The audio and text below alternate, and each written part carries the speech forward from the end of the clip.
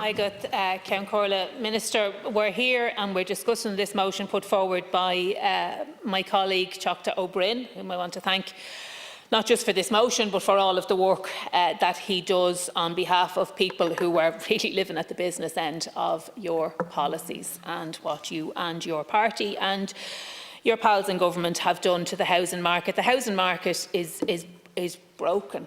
And it's broken beyond, it's almost broken beyond repair. And I agree with Teachta O'Brien about the need to remove this government from office if that's what it's going to take, because if you won't listen and if you won't do the right thing. But Minister, I do want to address remarks that you made on the Gav Riley show, and I want to read you out an extract from a statement issued by Fingal Communities Against Racism, a very active group in our own constituency, a group that does a huge amount of good work. They say, the Minister's claim that the recent increase in homelessness is partly driven by the arrival of economic migrants is a deliberate attempt to distract from his own government's failure to address the housing crisis. They're spot on.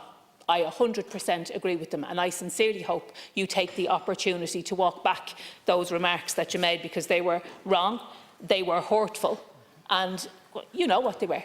You know exactly what a dog whistle is. You know exactly what you were doing. So I do hope that you will take the opportunity to walk back those remarks. Minister, we share a constituency.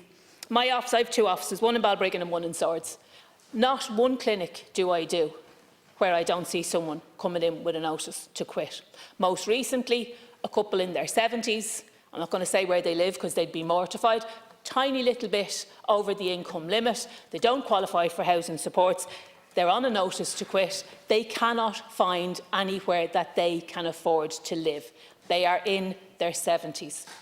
The indignity of dealing with this at any stage in your life, but particularly after a lifetime of work. I'm dealing with another case, a woman in her 60s, she's sleeping in her car.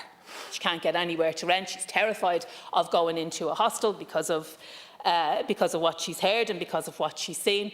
Nothing else to offer. She can't find anything that she can afford. This woman is working.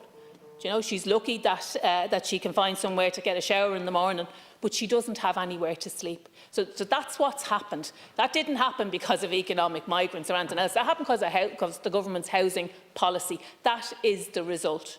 So, Minister, I would encourage you, I would urge you actually to engage with the substance of this motion, to listen to what Teachta O'Brien is saying, to take on board the positive solutions that have been offered to you here this evening, to pick them up and to implement them. Go on,